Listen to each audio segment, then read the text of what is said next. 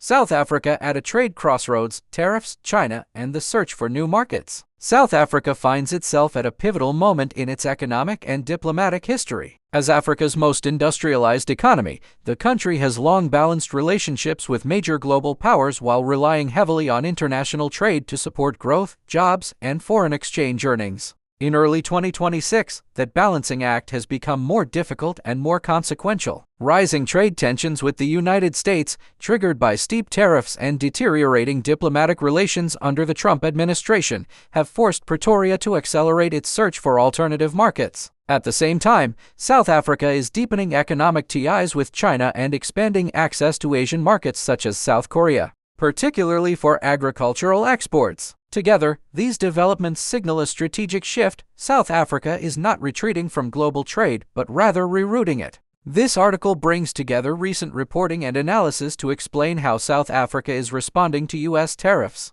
what a new China-South Africa trade framework could mean in practice, and why agriculture has emerged as a central pillar of the country's export diversification strategy. If you've been following Vlog ND for thoughtful, grounded coverage of Africa beyond the headlines, thank you. And if you are new here, especially watching from the diaspora, this channel exists to connect context, history, and lived reality. If that matters to you, consider subscribing. It helps this work reach more people who care about where Africa is heading. The shock of U.S. tariffs and a diplomatic breakdown. In August 2025, the United States imposed a 30% tariff on selected South African exports under President Donald Trump's reciprocal trade policy. The rate was among the highest applied to any country globally and the steepest in sub-Saharan Africa. For South Africa, which has historically benefited from preferential access to the U.S. market, the move was both economically painful and politically symbolic. The tariffs landed against a backdrop of rapidly worsening diplomatic relations.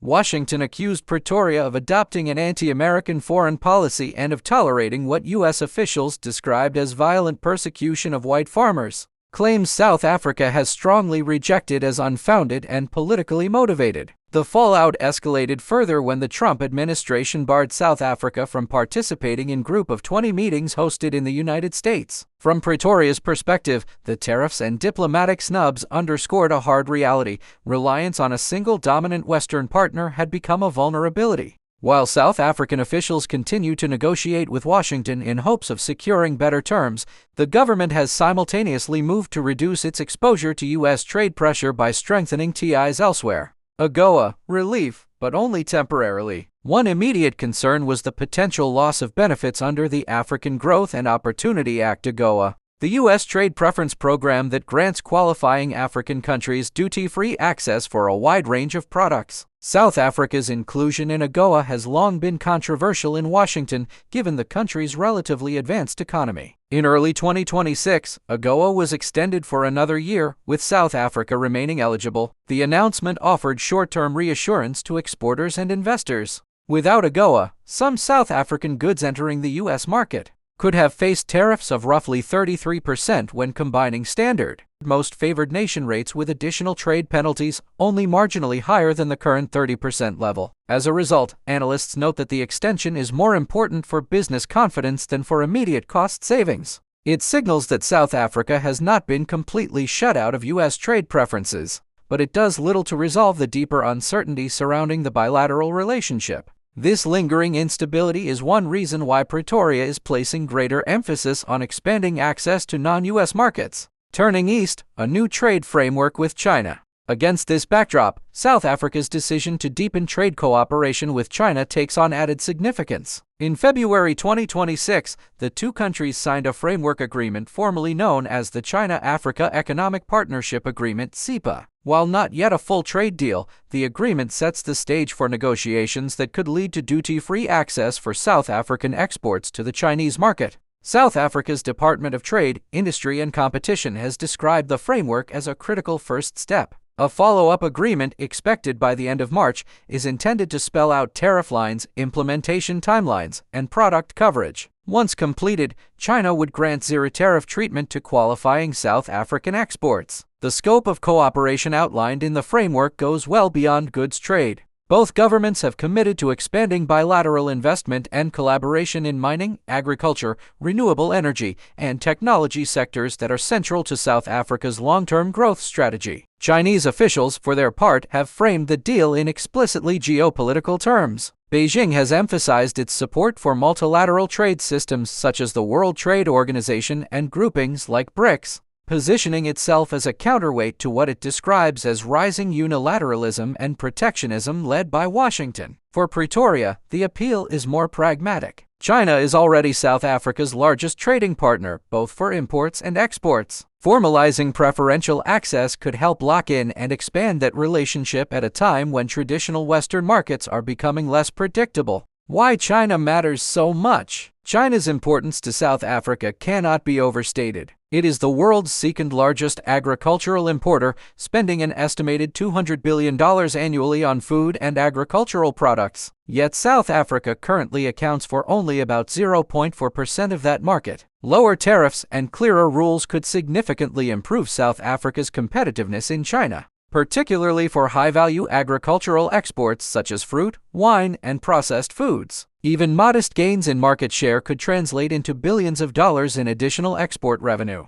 Beyond agriculture, China is also a major destination for South African mineral exports, including gold, iron ore, and platinum group metals. At the same time, Chinese firms have become increasingly visible investors in South Africa, especially in manufacturing and renewable energy. One of the most striking shifts has occurred in the automotive sector. Chinese car brands have rapidly expanded their presence in the South African market, growing from less than 3% market share in 2020 to an estimated 11 to 15% by 2025. China's BYD overtook Tesla in 2025 as the world's largest electric vehicle manufacturer, highlighting the technological and industrial momentum behind this expansion. The new trade framework is expected to further encourage Chinese investment, particularly if it offers improved market access and regulatory certainty. Agriculture at the center of export diversification. While minerals and manufacturing dominate headlines, agriculture has quietly become one of South Africa's most promising export success stories.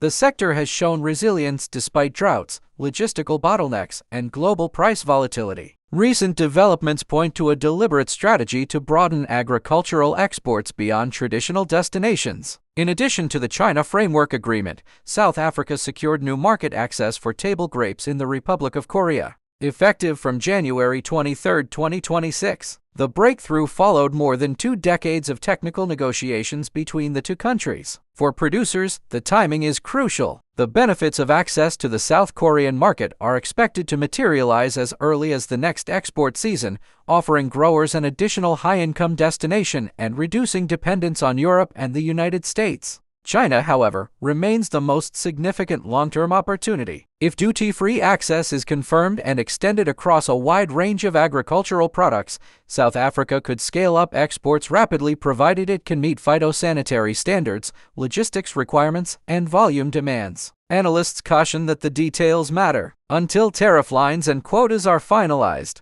the full economic impact of the China agreement remains uncertain. Still, the direction of travel is clear. South Africa is actively repositioning its agricultural sector for Asia-focused growth. Strategic hedging in a fragmenting global economy. South Africa's evolving trade strategy reflects broader shifts in the global economy. As major powers adopt more inward-looking and protectionist policies, middle-income countries are increasingly forced to hedge, diversifying partners, markets, and supply chains to reduce risk. Pretoria's approach is not about choosing China over the United States, but about ensuring that no single relationship can exert outsized pressure on the economy. Maintaining access to U.S. markets through AGOA, even on a temporary basis, remains important. At the same time, expanding ties with China and other Asian economies provides leverage and optionality. This strategy also aligns with South Africa's role within BRICS and its broader engagement with the Global South. By strengthening South-South trade links,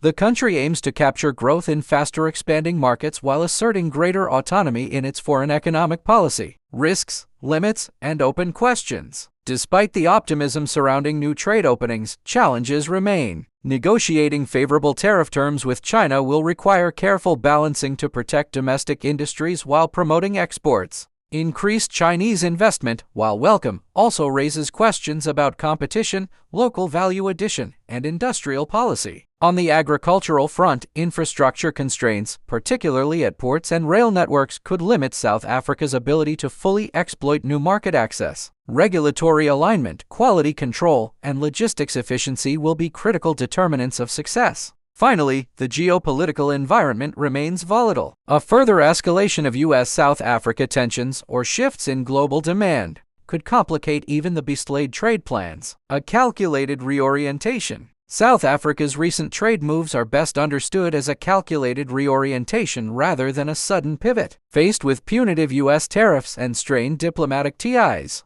the country is accelerating efforts to broaden its export. Thank you for watching all the way to the end. If this documentary helped you see South Africa with more clarity and nuance, you can support this channel by subscribing, sharing the video, or leaving your thoughts in the comments. Vlog ND is about context over noise and conversations that go deeper than headlines. Your engagement keeps that possible.